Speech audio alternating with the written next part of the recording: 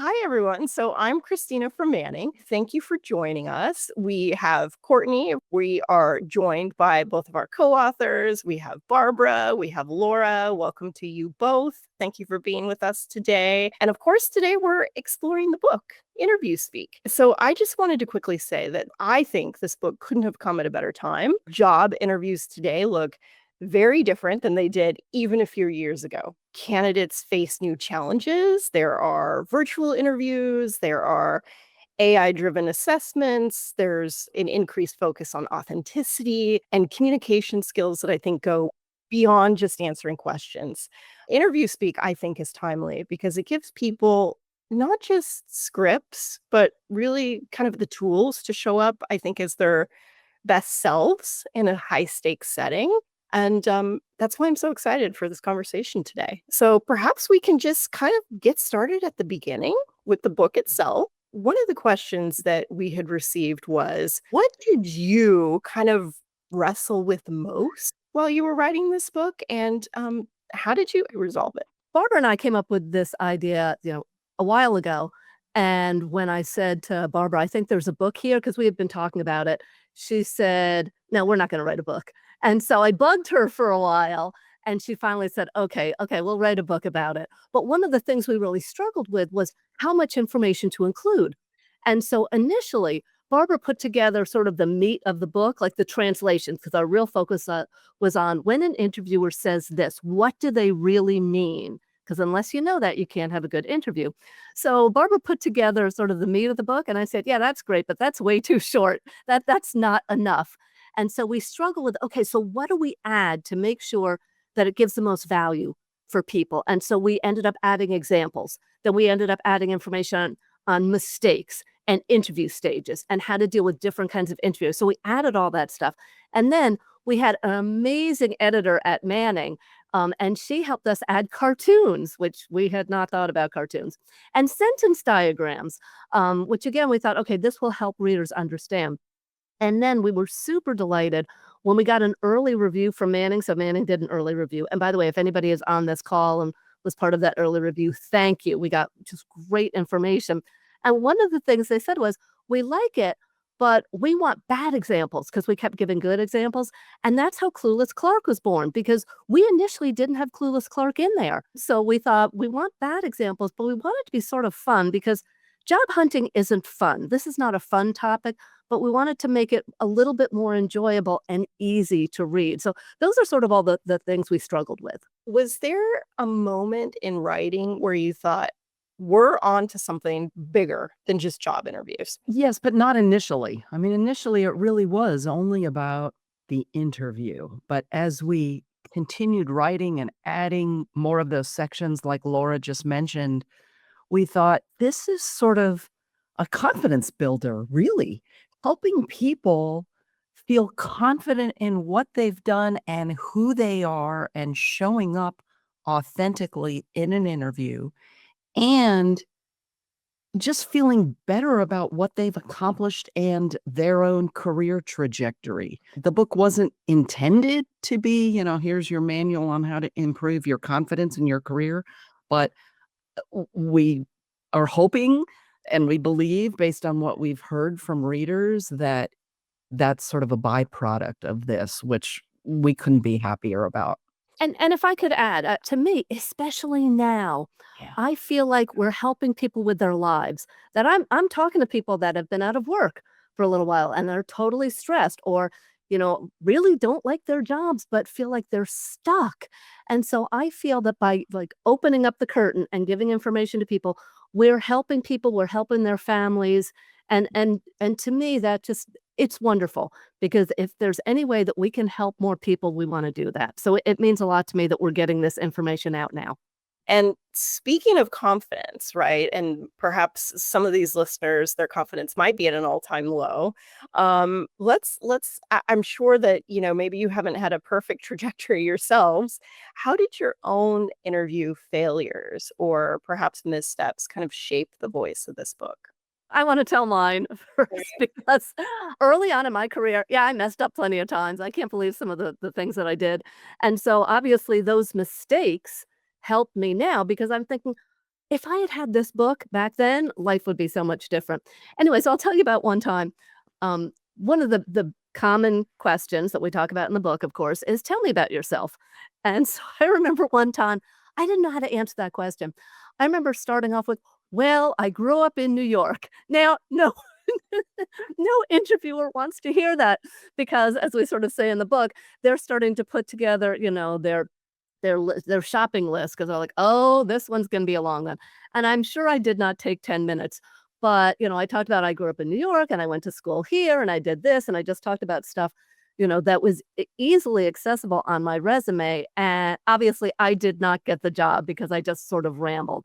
So, I've had plenty of failures, and while I certainly don't wanna say the mistakes, "Ooh, I did this one too," I have been there and done that.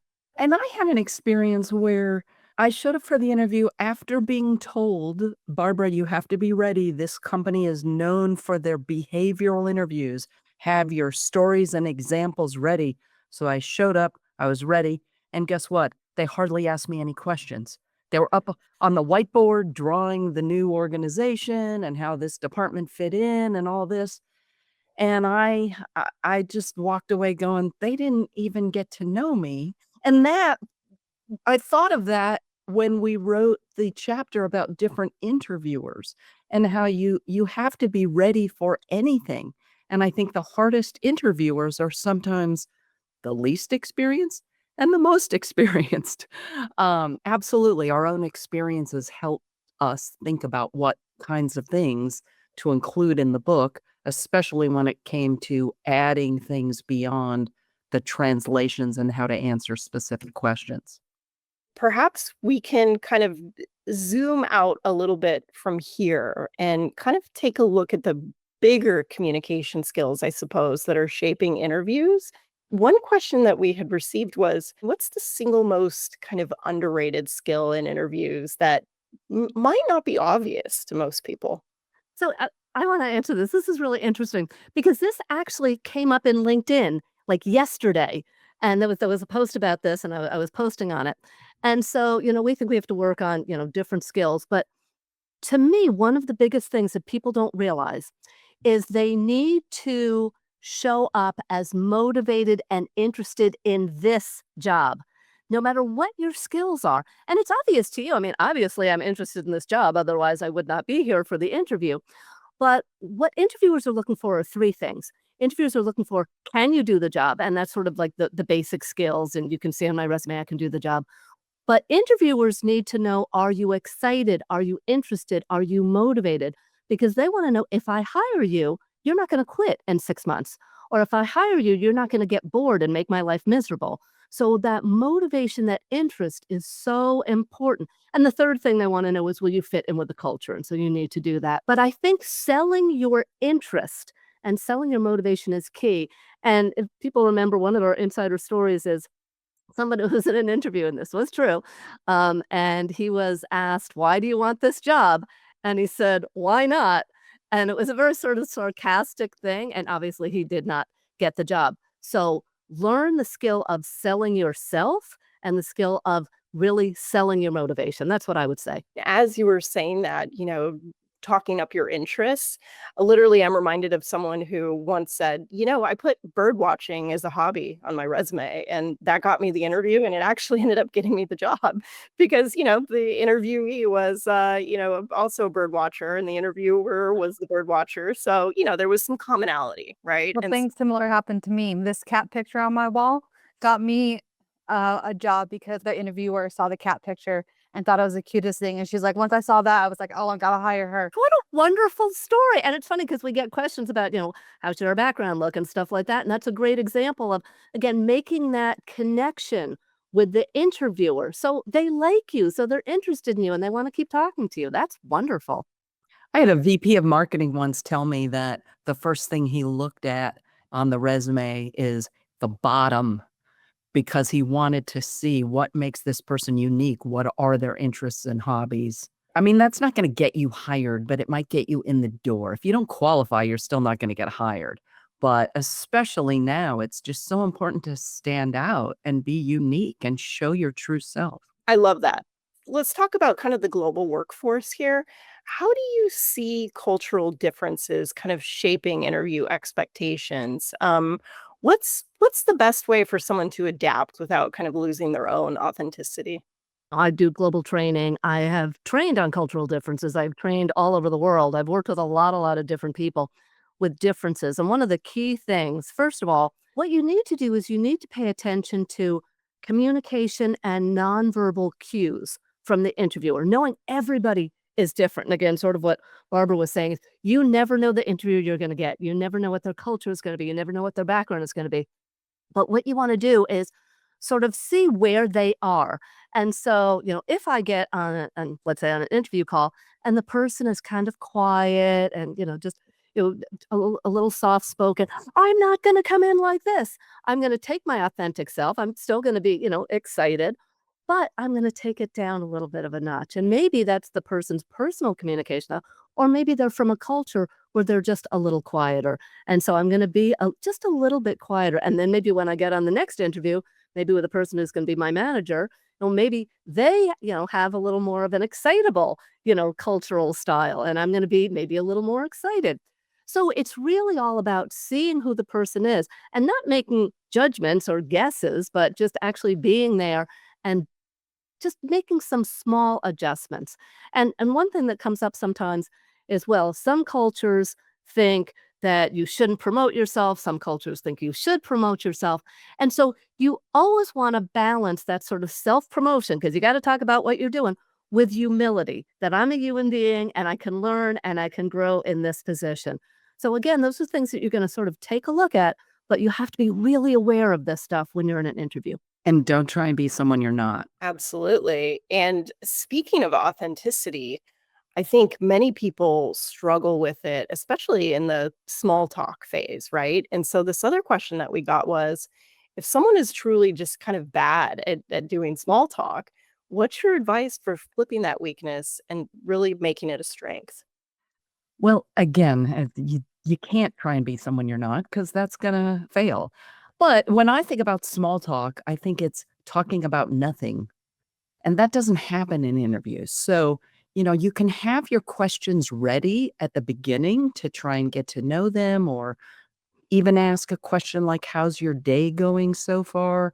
Don't think of that as BS. Think of it as an important rapport building mechanism. So, I'm actually married to an introvert who hates small talk, so I know what this is like, and it's all about having questions ready to get them to talk and be ready to talk about yourself.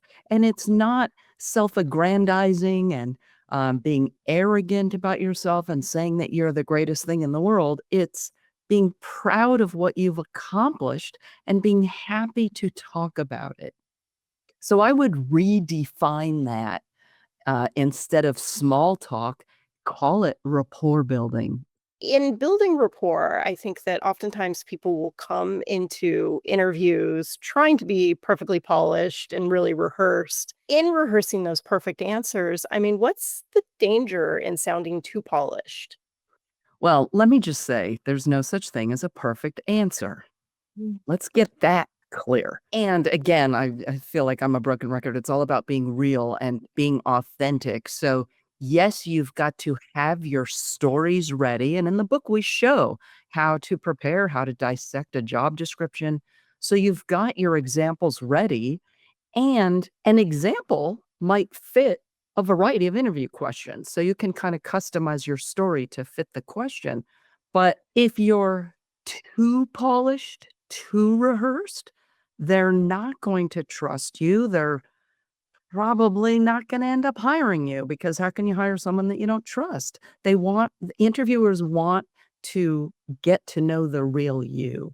And the other thing I would add to that is, again, when you think about rehearsing, I almost think about memorizing. So you have this, script and you memorize it. And actually one part of the book, I think it's with Clueless Clark, he's going through a polished thing and the interviewer interrupts him and he loses his train of thought and he goes back and starts saying it again. That's really bad. And that's part of the problem. If you memorize stuff, then you can easily get off track. And again, it keeps going back to what's the message that the interviewer is getting about you?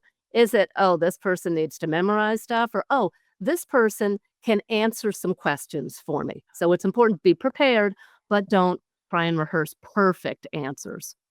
I think that's great advice. Kind of stepping back, I guess, from interview questions for a moment, how would you say we could dispel myths surrounding resumes, right? So even just to get an interview, we're starting with the resume. How can we dispel those myths kind of surrounding keyword stuffing or the one page only rule? Do you have any thoughts about that? Yes, I'll answer this one. So, in terms of keyword stuffing, yes, it's important to have keywords in your resume. And by the way, there's no magic list of keywords. The keywords come from the job that you're applying for. But you've got to have the real experience to back it up. Because guess what? If you're putting keywords on the resume is what got you the interview, guess what they're going to ask you for examples about once you're in that interview. So I don't think of it as keyword stuffing. I see it as keyword matching. You've got to make sure the words on your resume match the words that they're asking for in the job description. And you've got to be ready to talk about any word, any line, even the last line on your resume, even the first few lines in the summary. You've got to be ready to talk about anything on your resume. And then with regard to the one page only rule, that applies to a few different demographics, really people who have less than 7 or 8 years of work experience. You need to fit it on one page. Creatives who have an online portfolio. The job of the resume is to get them over to the portfolio. So in that sense, it doesn't matter how many years of experience you have, keep it to one page. Otherwise, once you get beyond that number of years, it's okay to have 2 pages. C-suite people have 3 pages, and there are certain fields like medicine, academia that have a CV that's many more. I've seen 8, 9-page resumes, and that's quite common in other countries as well. Interviews, I suppose, just aren't about tactics, right? They're about people, they're about emotions and, those little human moments that can kind of make or break the conversation. So let's dig into the most human and often most stressful, I guess, parts of interviews, those moments that kind of test character and kind of your resilience. We had a few questions here that kind of talk about this. The first one that came in was, can you share an example of a time when vulnerability in an interview actually worked in someone's favor? It's interesting because when we think about vulnerability, we think admitting that I don't know something. A lot of times when that comes up in interviews, they think, well, I can't admit that. Here's the thing though. I have seen plenty of times when the person who gets the job is not the one that knows the most or is not the one with the most experience. Like let's say we're at the end, there'll be, 5 people at the end or 3 people, and we're always sort of wondering, who is the manager going to pick? And again, it's not always the one with the most experience. And I'm thinking about a situation where the manager picked somebody with less experience and said, "You know what? I really like this person because they knew what they didn't know." So, like, they were asked about something, I can't remember exactly what it was, and the person admitted, "You know what? I don't know exactly about that, but I know I could learn that because I have learned other things." Basically, that was the answer. And so the manager liked the fact that they had the confidence that they could learn it, but they had the humility of saying that, "You know what? I don't know everything, but I want to learn it." It's okay to show I don't know everything because it gets back to the BS that we see that you're perfect or you know everything. We see right through that. So it's okay in certain situations. Obviously, you're there because you know some things, but in certain situations, say, I'm just learning that, or I know I can do that. But be aware that we know that we're interviewing humans and we're humans too. And sometimes that's the part that makes the connection. So don't think about it as something bad. Think about it as something that could open an opportunity for you. Sometimes the worst happens and your brain just blanks. How would you recommend handling those moments where your mind literally freezes up? Maybe you even forgot your first name. It just goes blank mid answer. I've actually had that happen a lot when I was interviewing people. People would start out answering a question and then go blank and kind of freeze. Let's face it, everyone knows people are nervous during job interviews. It's okay. Pause, take a breath, admit, oh my gosh, I just lost my train of thought. Is it okay if I start over? Absolutely. So again, everything we're talking about is about being real and being human. It's okay. It happens. I've had people say in interviews, I'm sorry, I'm just really nervous because I really want this job. I get it. That's okay. Take your time. If you say, I'm sorry, I'm really nervous, again, that's a showing a vulnerability that the interviewer might be like, oh, well, that's really nice that they were willing to say that. And again, it creates that connection and it shows why you might be the best person, that you don't know everything and you're willing to ask and try new things. What role do you think storytelling plays kind of in building trust, right, with an interviewer? There are some people who say, well, I'm just not a good storyteller. And if you're in that camp, how do you get better at it? Well, you get better at it by preparing. But yes, storytelling is very important. And again, using the word stories makes it sound like, oh my gosh, well, I'm not a storyteller. It's about having examples ready. And then we give frameworks for talking through your examples. So the reason why stories build trust is because it's too easy to make up an answer.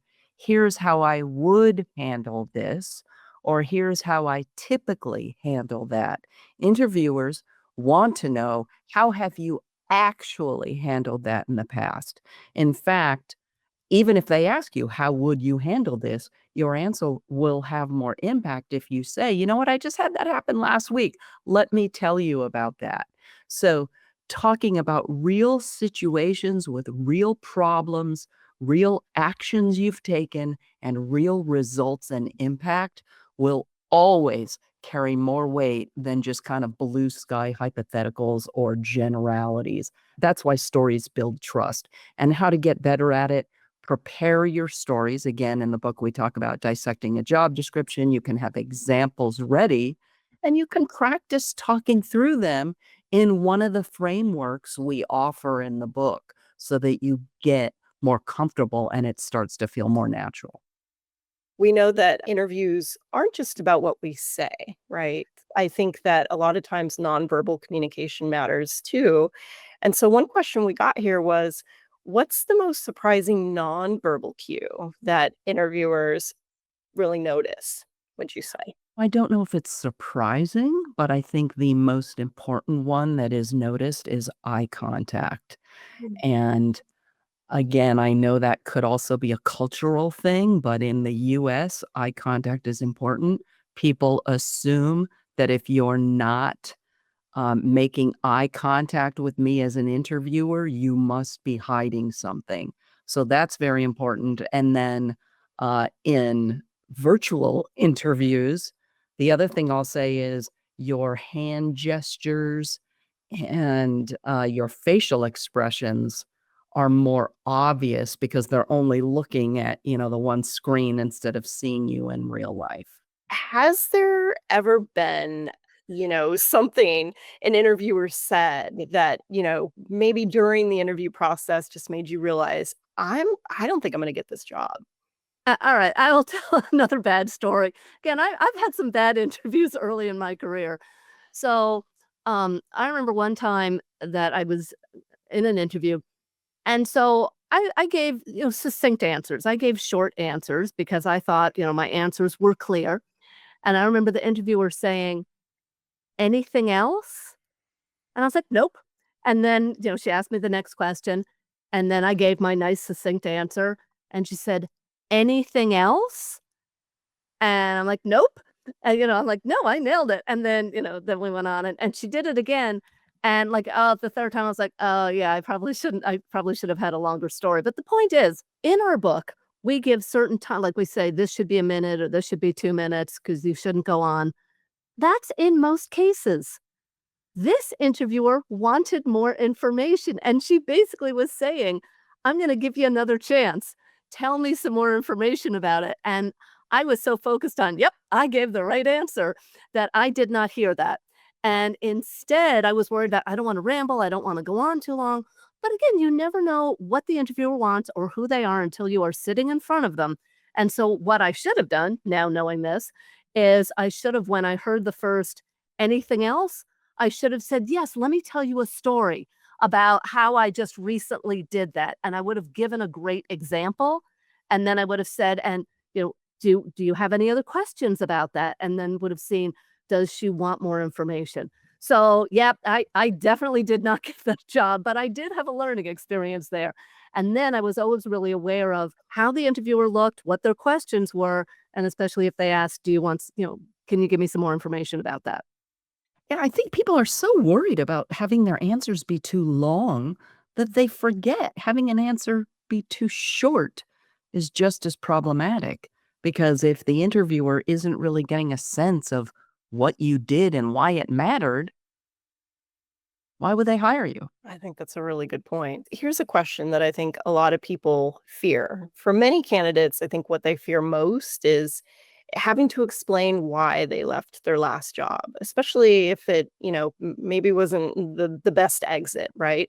So someone had asked if someone left their last job due to, let's say, workplace toxicity, what are some things that they could say when the interviewer says, well, why did you leave? And not make it sound like a piece of drama. I would say do not use the words workplace toxicity. In fact, staying away from general labels is always a good thing because people won't really understand what you mean by that.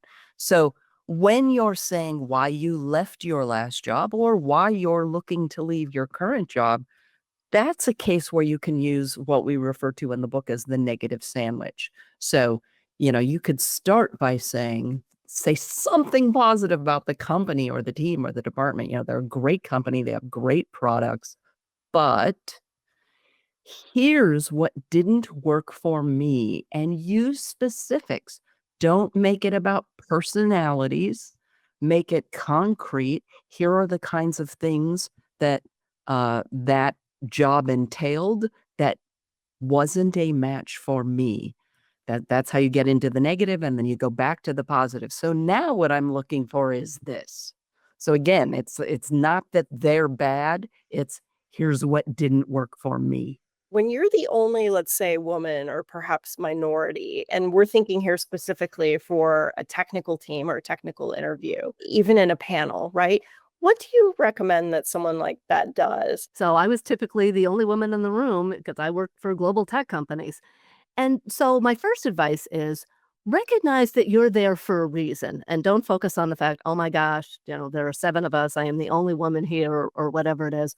But recognize I have been invited to this because I have value, because I bring good questions or whatever it is, or because I will be able to assess this person well. So that's the first thing. And the other thing is that it's important, again, because you are there for a reason, to speak up and to have some questions or be able to ask something. And occasionally, when I've been in these situations, I have been interrupted. And so recognizing, you know what, if you get interrupted, it's okay. Maybe other people are getting interrupted. And if somebody interrupts me, I teach people this. I do too. I have held up my hand or I've held up my hand and said, "I'm not done yet," or "Let me finish." And I always say it, in a nice way, and typically the other person will stop. The other thing that I think is really important, again, if you are somebody that is not typical in the room, don't apologize for anything. I teach people a lot, stop saying "I'm sorry," and don't use weakening words like, "Oh, maybe," or "I'll try," or, "It might be like this." No, you want to, again, show up as your best self in this room because you're there for a reason and you want to be there to help them to find the best candidate. Be confident, you know? The other thing that might come up here, by the way, is upspeak as if you're asking a question, which some women, including myself, do. So instead of saying, and I handled it this way, make sure you're saying it as an affirmative statement so it doesn't sound like a question. I handled it this way. So that's where practicing with someone, even if it's just a friend or relative, that person can help you be more conscious of if you have a tendency to do that. On the note of presence and presentation, do you recommend that women wear makeup if they don't usually wear makeup? And I guess this kind of goes back to authenticity as well. Yeah. If you don't usually wear makeup, don't show up to the interview as someone you're not. But what is important is being clean and professional and presentable, but show up to the interview the same way you would show up to work. What are your thoughts regarding first impressions? You know, the rapid automatic mental assessments that are difficult to change once they take root. Do you feel that they're mostly based on age, appearance, or something else? Well, I mean, the fact is I'm not changing my age. Yeah, sure, I'd like to someday, but, somebody's gonna come on camera and they're gonna see, who I am. So recognize there are a lot of things you can't change, but there are plenty of things you do have control over. So, for example, again, in those first couple of seconds, are you on time? Are you early? Are you late? Now there are times that there's a technical issue and then you have to apologize or whatever, and you should say, I was on 15 minutes early. I was trying to do this. But being late is one of the things you notice. Also, do you smile? Do you look comfortable? Are you sitting up straight? So these are things, again, I have control over. The other one is what's in your background. Again, if it's video, Courtney, I loved your story about having the picture of the cat, but I have the opposite story. I remember interviewing somebody and literally they had a messy bed behind them. And I know I shouldn't have, thought bad things, but my first thought is this person is messy. This person doesn't pay attention to detail because they knew that they were going to be on a call with me. Now, they might have thought that they could put a fake background behind them, but as we point out in the book, that doesn't always work. And so even if you think you have a fake background, your real background might show up. So the point is, take control over the small things you can do so you show up as your best self, especially the first couple of minutes. Let's move into some of the most practical kind of modern day challenges. Things like virtual interviews, which you just started talking about with the virtual backgrounds and some salary questions. One question we got from a reader was, do you have any tips for virtual interviews that kind of go beyond the basics? First of all, the content of your answers and preparation of those answers does not change at all, whether the interview is in person or virtual. But as Laura was saying, there are things you need to be conscious of: the background, the lighting, the tilt of your camera or screen. I mean, I can't tell you how many people I've interviewed where I was looking at their chin, because if you're looking down at me, that means I'm looking up at you. The other thing is people who have the ceiling fan going in the background and I see it and it's distracting. So you've got to pay attention to those things virtually and get there early, get set up. Those backgrounds don't translate across platforms. So you might have a great background in Zoom and then this is Teams and it's different. So you've got to set all that up in advance. But otherwise, there's really nothing different about the content of your answers. My focus is always be ready for tech. And so I'll tell you right now, before today, I got on Zoom just to make sure, is my camera working? Is my microphone working? Things like that. You're talking about camera angle. I think we've all seen that person, right? Where you either look at their chin or up their nose and, you feel so bad for them, right? And I've used books to raise mine. Before I got a stand for my laptop, I used to put it on books. So you want your eye to be parallel to the camera. Now, one of the toughest questions, I think, arguably, is probably compensation. And sometimes this comes up really early in the interview. What should you do if you're asked about salary expectations at the very beginning of an interview? Um, and especially if you think that the salary may be too low. I mean, how do you kind of stay in the game? Well, talking about salary, this is one of my favorite topics because people don't want to talk about money, but I mean, we're here to make money. So let's make the most money we possibly can. Let's just go over the process. So if you're asked about salary in the interview, what you're trying to do is get past this point and make sure that they love you and give you an offer and then negotiate the salary. Okay. Because you can't negotiate salary here at this point. So if they ask, what salary are you looking for? You don't want to answer because if the salary at this, if you say, well, let's just say if you say, I don't know, $50,000 and they're thinking $80,000, they're going to think you're too low and they're not going to hire you. If you say 100,000 and they're thinking 80, they're going to think, oh, you're way out of our budget. We're not going to hire you. So instead, what you need to do is say, so can you share with me what the range is? And honest to goodness, like 80% of the time, they actually will say, oh yeah, the range is X to Y. I mean, I have been shocked by that. And so they're really good about it. Now, if they don't, then you can, and if they press you again, then you can say, well, I need to know a little bit more about the job. Can you tell me more about this? But sometimes they'll press you again and you need to say, well, based on the research, what I've seen, the range for similar jobs is X to Y. And then just stop talking. And so now make sure it's a big range. Don't make it 50 to 55. Okay, make it 50 to 85. Make it 50 to 90 or something like that. Now make sure that you will take the 50. Obviously you want more, which is why you're going to negotiate. But again, the whole point is you're just trying to get past this as quickly as possible and make sure you get to the end, because when you get to the end and they love you, that's when you can negotiate different things. That's when you can negotiate, even if the salary is not so great, you can negotiate a signing bonus. You can negotiate a stay bonus. Maybe you can negotiate a company car. So there are all sorts of things. Now, I do want to address the idea that the salary may be too low. Don't assume that, because you don't know. But I will tell you, one time I had an interview, and they started right off and they said, probably the third question, listen, we just want to be transparent. We want to let you know what the salary is for this job. The salary is X. And the salary was way too low. I mean, like crazy low. It wasn't 5,000. It was like $30,000 too low, way below that. And they knew it. That's why they said it.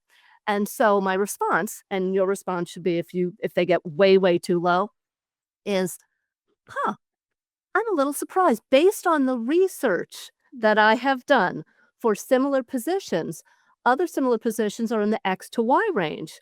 And then I just stopped talking. And because stopping talking is a really good tactic. And so they said, well, this is a new position and basically we don't really have the money and, we're just, and I said, I totally get that. And I appreciate that. The fact is that my range is high. My range is higher than that. My range is more in the external range. I am really interested in working for your company. If you go back and change this, please let me know. If there is another position, please let me know. And I said a couple of other things. And we ended the interview because it was not possible. Now, there was another time when I was interviewing for a nonprofit and the salary was a little low, but I was okay with it. I was able to work with it. So don't assume it will be. But if it is, make the decision, do I want to keep going?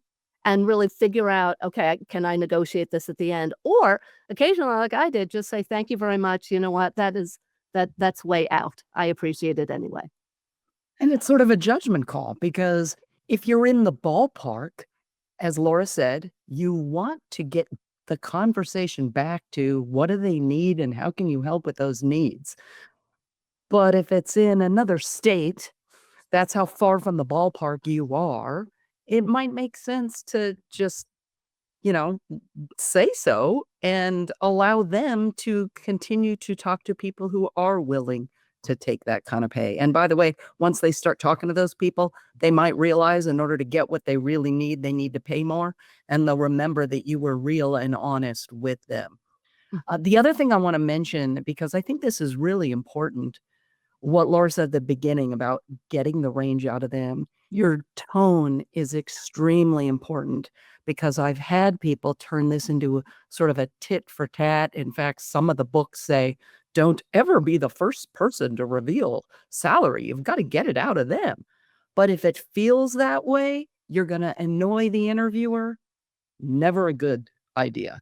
But if you come from a place of sort of intelligent curiosity, look, I don't know anything about your budget and your salary range. Would you please tell me what range you've set forth for this position? So again, a totally different tone. And the other thing is, if they don't answer and they get back to you, we don't have a range. I've had major companies where I knew, of course, they have a range and a budget, but they don't tell you that. I have an HR director friend who said, we never reveal ranges to candidates. So back at you, bub. What range are you looking for? Then it's not about you. So I want to emphasize what Laura said. based on the research I've done, it seems most positions at this level are in the neighborhood of X to Y. It's not about you and what you need. That doesn't come into play until after you have the offer and you're in a position to negotiate. I think Laura's reminder of looking at total compensation is a good reminder, because it might not be the base salary that you want, but it might be close if you're thinking about those other pieces of collateral, right? It might be a sign-on bonus. It might be a stay bonus, like Laura mentioned. And that might get you there. So I think those are all really good reminders.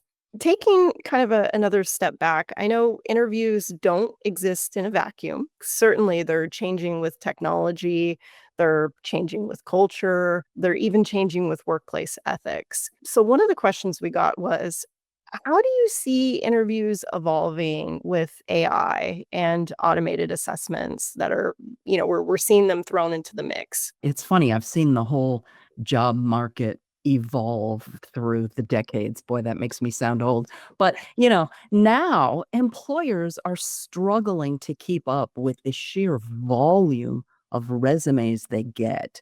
And that's why those applicant tracking systems were born. And now, again, it's very difficult to get people in the same room to schedule time when everyone is available. So AI systems, I remember they started, one of the things I noticed a few years ago was the occurrence of one-way, I call them one-way interviews, where you're talking to a computer, there's no human there. Now there's an AI human. But again, the content of your answers don't change. You still have to be ready to talk about what you've done and be prepared. And those systems change. Sometimes they allow you to redo your answers. Sometimes they give you a few seconds to think before recording. Other times they don't. But where that has helped employers is they now can send those links of you talking about yourself to all of the hiring managers at once, and they can evaluate candidates asynchronously, I think is the term.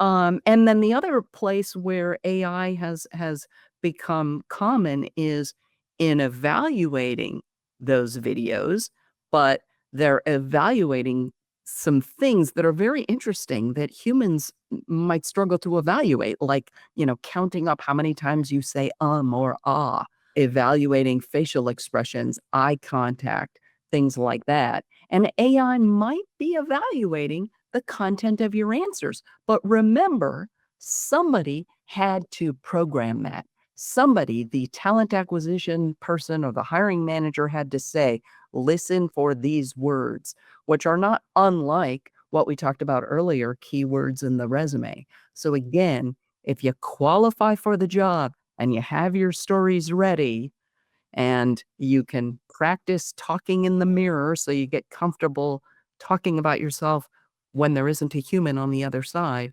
you can pass that. And ultimately, you will be talking to humans because they're evaluating not just can you do the job, will you want this job, and will you fit? So that the AI does not replace the entire hiring cycle. It's usually just plays a part in the initial stages. It's like a filter, really. Sometimes interviews cross into gray areas. How should candidates respond when an interview question crosses into, what we'll call the gray zone of inappropriate or maybe irrelevant? We talk in the book, you don't have to answer anything that you feel is inappropriate. And I always think, just pause for a moment and really sort of take that in. So they might ask you, "I see you have kids, and this is gonna be a long commute for you. Is that gonna be a problem?" And I've been asked something similar, at a job. And so what you wanna do is recognize you need to address their fear. Their fear is, are you gonna take the job and quit because you're not gonna be able to do the hours? So you wanna focus on what you can do and emphasize why you're interested and motivated. And so you could say something like, "I understand what the hours of the job are, and this works very well with my schedule. There is no problem with that. I don't need to address my kids. I don't need to do anything else, but I need to address the real question, which is, are you actually gonna be here at these hours?" So that's what we suggest. What's your advice for people who maybe aren't job hunting right now, but they want to keep their interview skills sharp? What should they be doing? Well, think about what an interview is. It's a conversation where you have to listen, you have to answer questions, and you have to ask questions. So those three things take place in normal life. So, practice asking people questions, listening, talking about yourself. You can practice being comfortable talking about yourself, which many people aren't. Again, be proud in what you've accomplished. And it's not just what you did, but why it mattered. Think about the impact you've had, and you can have that in all sorts of conversations, lunch with friends, networking events, and those skills will help keep your interview skills sharp. I know we're kind of getting near the end here. Let's close with a few takeaways that everyone here can actually use tomorrow, let's say. If you could give the audience one kind of pre-interview ritual to ground themselves, what would that be? There's no one right way. Obviously, I very feel strongly that you have to prepare. So you need to be prepared that the day before, get some good sleep. But right before, everybody has different ways that you can take deep breaths. You can meditate. You can do self affirmations like I can do this. You can play your favorite songs on loud. I know typically what I do is I spend like 2 or 3 minutes actually just meditating and breathing and centering myself, and I tell myself, this is going to go well. This is going to be interesting. I'm going to show up as my best self or something like that. I have a couple of different things I say. So I would ask people, what has worked for you in the past? And if nothing has, again, try some of these things. Again, it might be, playing your favorite song, but just see what works for you. Imagine someone is reading your book the night before their dream interview. What's the one message you hope stays with them when they walk into that room? I'm going to say two things. I think a theme throughout our book is there's no such thing as the right answer or the perfect answer. You've got to be real, be you, be authentic. And then secondly, it would be listen to the whole question and take note of what I call the heart of the question, the main point of the question, and allow yourself time to think. It's okay to take a few seconds. In fact, sometimes interviewers prefer that than, I got this. I've got my answer ready because I'm canned and rehearsed. It's okay to say, let me think about that. I haven't been asked that before. So allow yourself time to drink in the question, process it, think of not just the first answer that comes to mind, but the best answer, and then deliver it in a way that is natural to you, making sure, again, you're talking about what exactly you did and why it mattered. What were the results or the benefits or the impact of what you did? Be prepared now because you never know when you're going to get your dream interview. So, I always say to people, get the book now, start reading it, get the information. So if you have your dream interview tomorrow, you're already partly prepared and you can jump in and you won't be so stressed. I always say luck is when preparation meets opportunity. Oh, that's it. So Yeah. don't wait until you have a job interview scheduled to read the book. Read the book now so that you're ready when you get an interview. Yes. Because even if you're not looking, you might be called about a dream job that you can't refuse. Mhm. Barbara, Laura, thank you both so much for such a practical, I think, and ultimately human conversation today. And thanks for everyone in the audience for joining us and those listening even asynchronously. If you want to dig deeper and you haven't already purchased a copy of the book, check it out. Get this book at Manning.com.